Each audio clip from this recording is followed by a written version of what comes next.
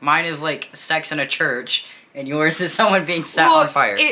What's up, everybody, and welcome to our channel, or welcome back if you've been here before. Thank you so much for clicking on this video. If you like what we do here, don't forget to hit that subscribe button and the notification bell to be notified every time we upload a new video.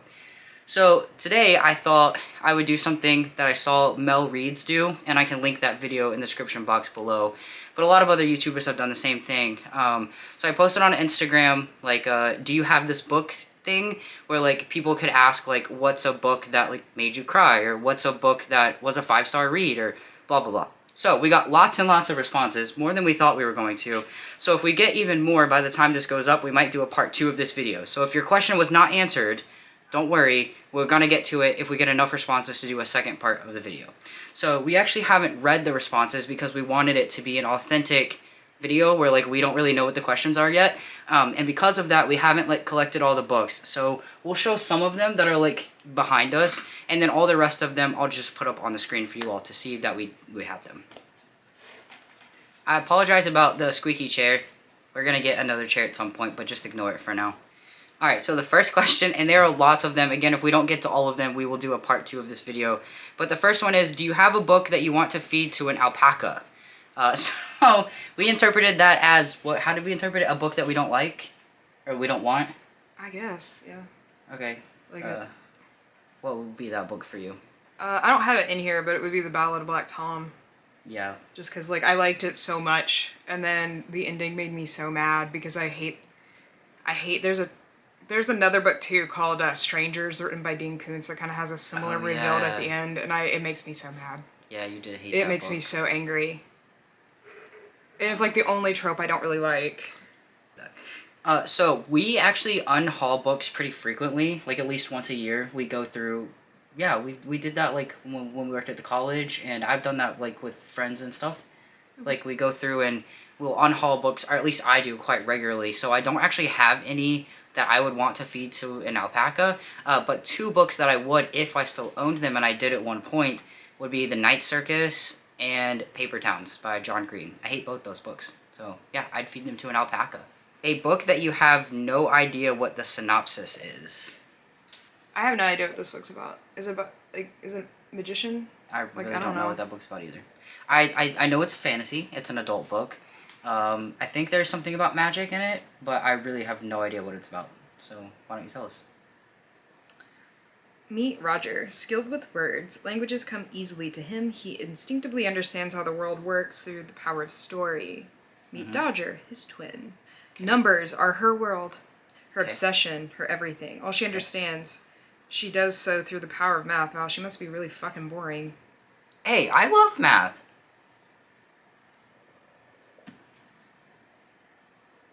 Okay, so...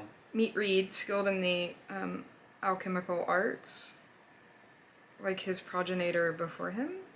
Okay, so it's something about magic, fantasy. Yeah, I don't know. Okay.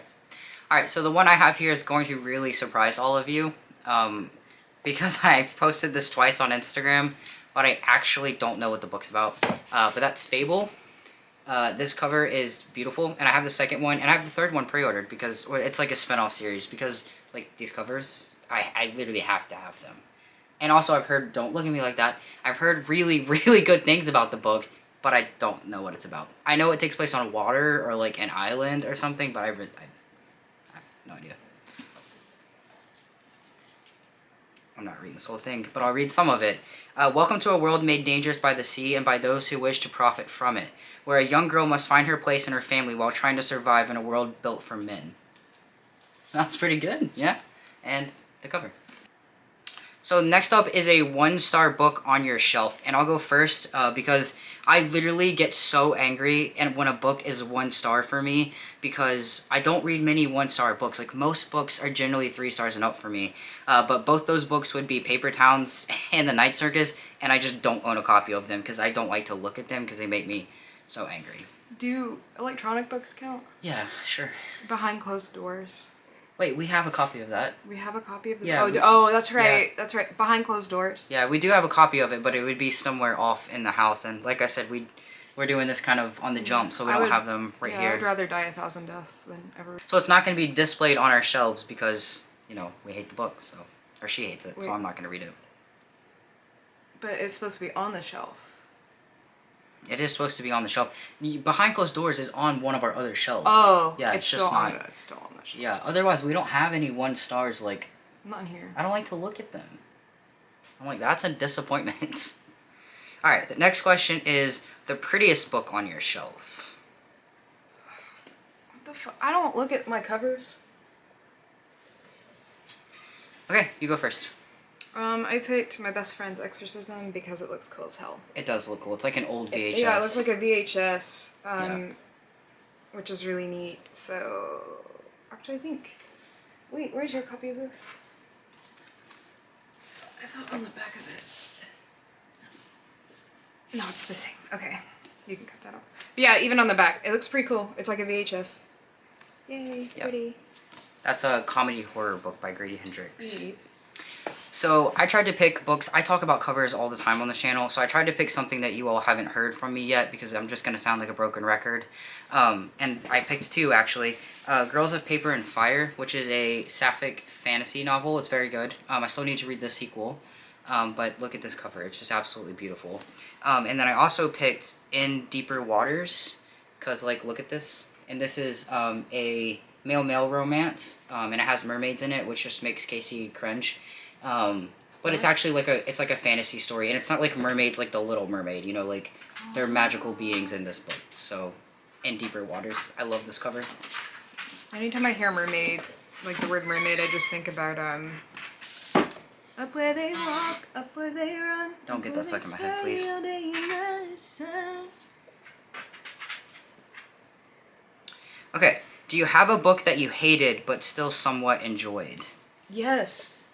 Yes. Yes. Tell us. Yes. What is it? This motherfucking book.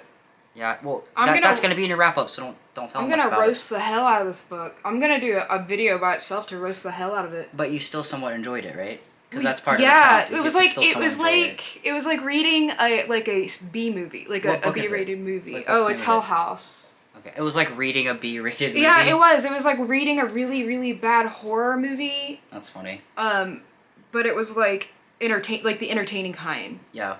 Like, you know, Friday the 13th, Jason Takes Manhattan. Oh, I would like to read that, probably. Where it's just like ridiculous. Like, all of it's ridiculous. This whole book is ridiculous. It's fucking ridiculous. But you still somewhat enjoyed it. Yeah, well, yeah. I mean, I won't get into it. But yeah, yes, I did. It's fucking ridiculous, but it's fun. Okay. Oh, wait, I have the collector's edition. Huh. That's ironic, isn't it? You have a collector's edition of a book that you hate and like... Shh. But... Okay, so the book that I have here is Shadow and Bone. And as Casey just pointed out, yeah, I have the collector's edition because I bought it thinking that it would live up to the hype, and so I needed the collector's edition, and I was afraid they would sell out of them. Needless to say, I don't buy collector's editions anymore because this kind of burned me a little bit. Shut up. It's your money, too. You don't care, though. But anyways, so yeah, I picked Shadow and Bone because I did enjoy it. I will say, without spoiling anything, that Darklina did not live up to the hype at all. What's her name? It's... Darklina? No, it's a shipping name. Oh. Yeah. Yeah, the Darkling. Yeah. I don't even know if I said it right, but you all know what I'm saying. It just didn't live up to the hype, and I honestly think it's very much so fake advertising to the point that it like really irritates me. But I still somewhat enjoyed it, and like I still felt like the story was worth it. So it's like Cyberpunk 2077. Yeah, sort of. Except that you don't like anything about that. Except that game made me want to vomit because it was not optimized. But yeah. Literally. Okay.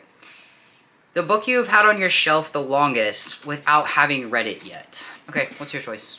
Mine's The Princess Bride. I've owned that book since I was like in probably my mid-teens because it was my parents' favorite movie and I really liked the movie too, so I wanted to read the book. So I got it when I was a teenager and I still have yet to read it so many years later. Yeah, I know we have that. I think we might actually have two copies. Yeah, because you had one. Yeah, I also haven't read it. But for my pick, I picked Arch Enemies. Which is actually a book that Casey bought for me when we first started dating, so this book is very special to me, because I was really into the Renegade series, and this had just come out, I think. Maybe we've been dating for like a year or so, but... No. Anyways, it was a surprise from her, and I really appreciated that. So You're yeah. welcome. I love the Renegade series. We've come far enough. I've come far enough away from the first book that I'm gonna have to reread the series before I get to this one. I just noticed, like, look at this cover. It's beautiful. It has a sticker on it. I know. Did you have to do that? It comes off. So you know what your job is, to take that off for me now. I cannot take these stickers off. They make me cringe. Anyways, so yeah, this has been on my shelf for a really long time, and I really wanted to get to it. I just haven't yet, and now I'm going to have to reread the first one, which I just convinced a good friend to do, and she loved it, so I'll be getting to it at some point, hopefully soon. Alright, so the next question here is, do you have a book on your shelf you regret purchasing? I know you do. You got 2 pages into a book the other night. Oh yeah, and she just bought it. On my table in there. Okay, so for me, it's not necessarily, like, I regret purchasing this in general. I just regret purchasing it right now, because now I just don't want it at all. But I hope one day I'll come back to it. But that is, unfortunately, a very popular book called One Last Stop by Casey McQuiston. I DNF'd this, not forever, just for now, because I really was not into it, and the purchase definitely could have waited. But, yeah, that's my choice. That's the one that came to mind. What about you? Mine was 12 Nights at Rotterhouse. I started this book like a week ago. I read 2 pages, and then I had an idea of what the ending might be, and I really had no interest in this particular ending because it's very stereotypical. And then I looked it up, and I was, it was the ending, and I wasn't, if you're in, you get a page and a half in a ghost story, you don't want to know the end of it. I distinctly remember this because she laid down, like she does every night. She got all cozy. I rolled over because I'm going to go to sleep, and she's going to read till like 3 a.m. And we had just settled down, and all of a sudden, she huffs, gets out of bed, all mad. I'm like, what is wrong with you? And she was like, I guess the ending, like 2 pages into the book. And I was like, oh, well, that didn't go so well, now, did it? Yeah, well, it was dumb. Like, it's one of those, like, you were obvious so mad. I was like... It's like, if you could have created, you can't create a more stereotypical thing, and it had the ending of another book that I just read. So I was like, no, yeah. I'm not doing this. I'm not doing this. I'm not doing this. Okay, next is the first book that Bookstagram made you buy. I don't even know if you can answer this question because you're not influenced by things. 0.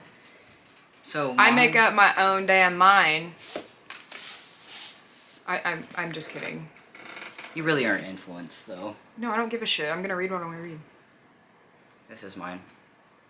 I mean, I'd picked up this book before and unhauled it. I actually gave it to a friend because I was like, this is terrible. I hate it. I was just not in the right headspace, but got back on Bookstagram, and I noticed people still, since this has been published, haven't shut up about it. And so I was like, alright, I'm gonna do it. I'll buy it, and I did, and I loved it. So, yeah, that's my answer. Bookstagram made me do it. And Bookstagram has made me do literally all of this. Like, everything post this has happened because of Bookstagram. Bookstagram did nothing for this. You did this.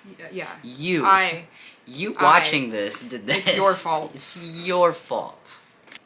Okay, so the next question is, do you have a book you think no one you know has read? Yeah, she definitely does. I tend to read like all the really popular things. I know has read. Yeah. Yeah, that's so random. I have a lot of books like this. You have to look at the camera, I can't hear you. I have a lot of books that are just like random sci-fi things you do. written from like the 70s or 80s. Well, this is like probably the 60s. Or 50s. So what book is that you're holding?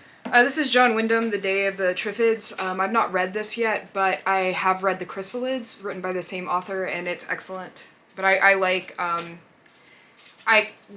era of sci-fi because it's very satirical and very culturally conscious. And he's an English author who makes a lot of points kind of similarly to what we deal with today, so I like it. But nobody I know has read that, probably. So my answer would be, again, we have several other bookshelves in our house. They just aren't right here, and I don't have the book right here, but I have it on another bookshelf. And Then There Were None by Agatha Christie. And I know there are people out there on Bookstagram who have read it, but none of my friends have read it. I read it in high school and I absolutely loved it, and I've been an Agatha Christie fan since, really. I've read a couple of her other books, but that one really in particular I really enjoyed. Yeah. The next question is a book that surprised you in a good or a bad way. That's a good question. Moll Flanders. God, if I have to hear about I'm gonna have to hear about Maul Flanders all semester this coming Maul semester, Flanders, yeah. I can't stop thinking about Maul Flanders. Probably because there's literally no page breaks. There's no chapters. There's no paragraphs. Maul Flanders is one of the first pretty much novel that was written that we know of. Written by Daniel Defoe, I believe. And you haven't stopped talking about it. Yeah, I read it like 3 years ago, and I still talk about it all the time. I don't know why. There's no chapter breaks. It's literally just like it's 200 something pages of just straight text. It hurts my eyes. I don't think there's even paragraph breaks, is there? Yeah, there's paragraph breaks. Oh, okay. There are paragraph breaks, but that's it. There's no like spacing or indentation or there are indentation of like the paragraphs, but there's no like spacing, no like ... next section. It just it shows how it's kind of it's one of the first primitive it's pretty much a primitive novel, so yeah. Chapters and stuff hadn't really become all that popular. Serialized. And I would say that it was in a good and bad way. Bad because like I didn't know novels could be written in like the most dry, painfully torturous way that book is written. But it also surprised me in a good way because it's a really good story.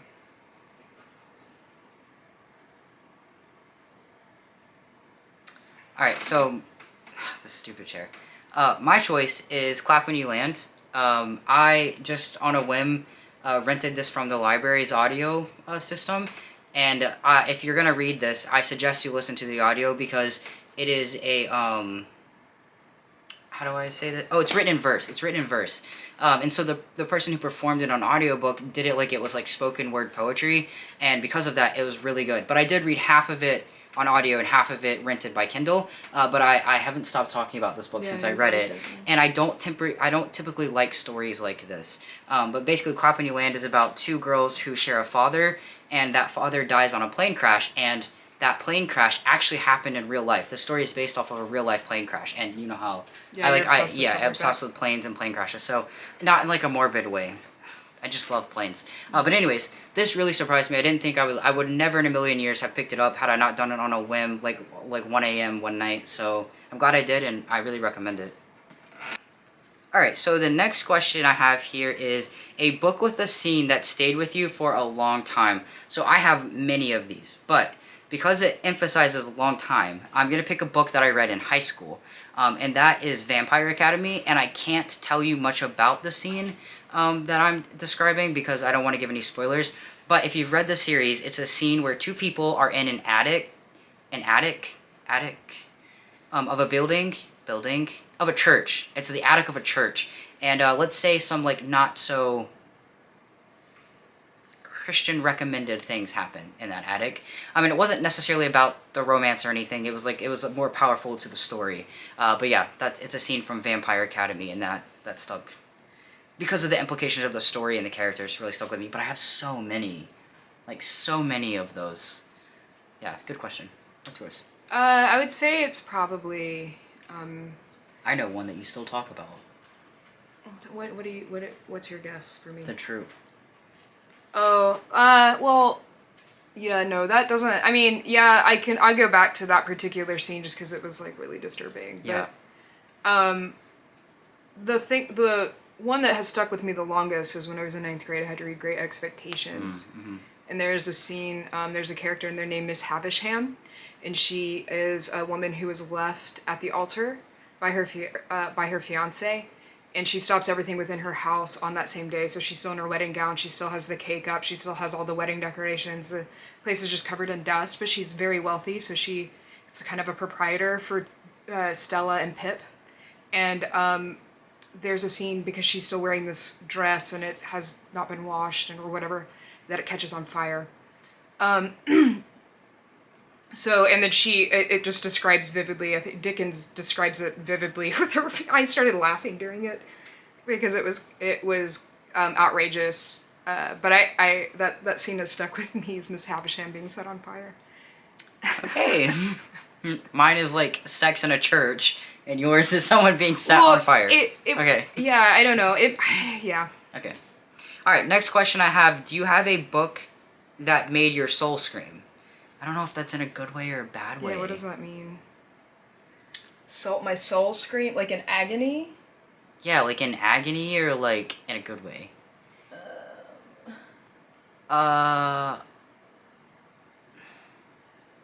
I mean, yeah. okay, yeah, me too. What's your choice? Are you picking it in agony or in a happy way? I'm gonna go with,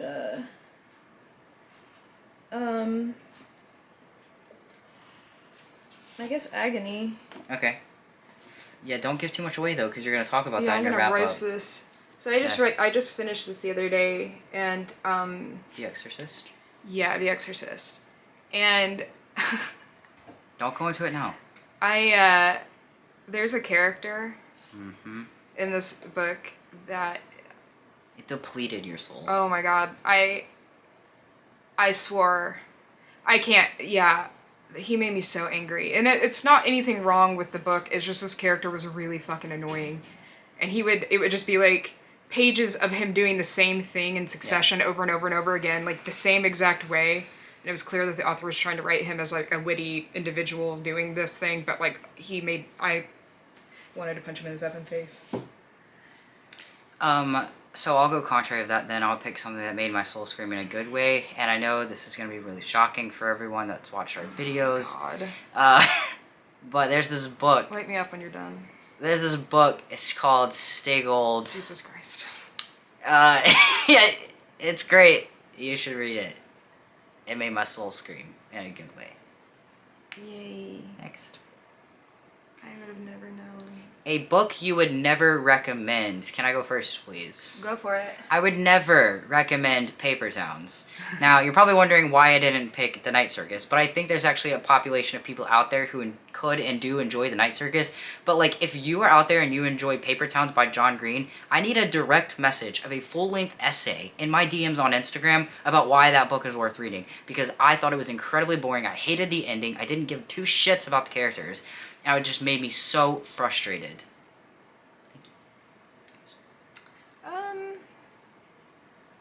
You would never recommend it. Never recommend it. You'd pretty much recommend anything, though. Yeah, I'm a huge advocate for like radical free speech, and I think that most things that you read you can probably learn from. Probably like the Twilight series. You would never recommend. I would never recommend because, and it's really because like, ooh, I don't. If you're in the fandom, I'm sorry, or like you liked those books and it's nostalgic. You're accepting of that too, yeah. Yeah, like totally cool, but God, Stephanie Meyer. I mean, there's like there's a lot of grammar, like grammatical errors in it, and a lot of like words that aren't actually words that are used in sentences that it's like they weren't like colloquialisms. They were just words that were incorrectly spelt or they didn't exist. Yeah. I don't know. I just would never recommend it, and I also just think that I don't care about the problematic content within it, but like the actual literary value of that series is like nil. Okay, so the next question is a book with a main character named Feyre. I'm not surprised that who did this. Who is locked in a house by a tampon, or something similar. There's a book out there. I've told you about this. Locked in a room with it? How do you lock somebody with a tampon? It's a joke. I just realized I can't say anything because I'm gonna spoil everything. I can't even say the book that this is from. So the person that wrote this question, I love you, and you're wonderful. I will give you context after the video. But she then came back and said, LOL, just kidding, just kidding. But a book that was a 5-star read by a BIPOC author. Oh, great question. That's easy. Alright, so great question. We have rearranged all of our books recently, and some of them are in places that are hard to get. So my pick is a book that I've shown on this channel many, many times. It's called This Poison Heart. And I forget, Kaylin Barron? I don't know. It's on the screen for you. I forget her exact name, which is really embarrassing because I really loved that book. 5-star read, one of my favorite books of the year. This Poison Heart, sapphic romance, magic that can grow plants, 2 moms. If that's not enough for you, then yeah, I think that's good enough for most people. 5-star read, loved it. I recommend it. I think mine would be Let's Play White by Chezzia Burke. It's a anthology. It's a horror anthology. And it really dissects the intersectionality of race, gender, and sexuality in all of the stories, and they focus on a lot of different things, a lot of different content. Also class. She also hits on class too. And I think there's a lot of really good points made that are really nuanced versus just having like a broad topic and then saying, see, this is what's happening. She actually inserts a lot of microaggression, a lot of like internalized pain that manifests in different ways that I think if people took the time to read it, they could gain a lot of insight into some of these type of issues. Yeah. Yeah. Good answer. Thanks. Okay, next question is a book that means a lot to you. It's a great question. I'm laughing because probably most of you already know what I'm going to say. Please. Please. Oh. Well, I was going to say Stay Gold, but I realized that you guys are really sick of me talking about that book. So I picked something else that I talk about a lot in exchange for something else I talk about a lot. But A Court of Mist and Fury. This book means a lot to me. It was literally everything I would have wanted in an adult fantasy book. I love it so much. It means a lot to me. It was a really good time. I already can't wait to reread it. Yeah, Court of Mist and Fury. What about you? Probably the Chronicles of Narnia, which is in the other room. Good pick. And it's because it was the first, The Lion, the Witch, and the Wardrobe was the first book I ever read. So I was pretty young when that happened, and so it just kind of stuck with me. Yeah, good choice. Yeah. Okay, so the next question we have is a book character that made you attracted in the not your jam person. It says, like, I'm a cis woman, but Poppy from Blood and Ash made me totally crush on her. Yeah, I'm assuming she means cis straight. Yeah. So for me, my like jam is anything that's feminine, which includes cis women, non-binary, people who are assigned female at birth, and trans women. So I would have to pick someone who is a male. Can I pick Pony from Stay Gold? I'm gonna pick. Go ahead. I guess I would pick Alex from People We Meet on Vacation because he's just like really calm with Poppy and really compassionate, and I don't know, he's a nerd. I like him, yeah. So I'd pick Alex from People We Meet on Vacation. What about you? I mean, I don't really know how to answer this question. I'm pansexual, so like most things are my Jam. I'll go with, I was gonna make a bad joke. Okay, thank God you didn't. Yeah. I will, for personality-wise, I'll go personality-wise. There's a character in the Stormlight Archives called, I think his name's Adeline Colin. I'm not sure if that's how you pronounce it, but he, typically, he plays, God, it's not a movie. He's a character within the book that is, like, the son of one of the big leaders, and so he's, like, a prince, and he has, like, all this power and wealth, but, I actually really like him as a character. I think Brandon Sanderson did a good job by not making him just really superficial and one-dimensional as a rich prince. So, good answer. Okay, so our camera is starting to overheat, so I'm gonna quickly answer these last 3 questions quickly. Sorry for those of you that were the last 3, but it says, do you have a book that both you and Casey have read? The answer to that question is yes. We have both read the book Scythe. And we both really loved that book. Yes. We actually read it when we first started dating. Yeah. We both loved it. So Scythe is the answer to that one. The next question is, do you have a book that you literally threw across the room? My answer would be The Night Circus, but I don't have that book. And also Paper Towns, but I don't have either of those books, and I can't stand either of them. And then, yeah, she just talked about this one. What's it called again? The 12 Nights at Rotter House. Yeah, okay. And sorry to be so rushed again, but our last question just says go. Okay. So I guess that's our cue to go. Thanks, Josh. We love you. Bye, guys. Thanks for watching this video. Don't forget to hit the subscribe button, notification bell to be notified every time we upload a new video. And we'll see you in the next video. Bye. Bye.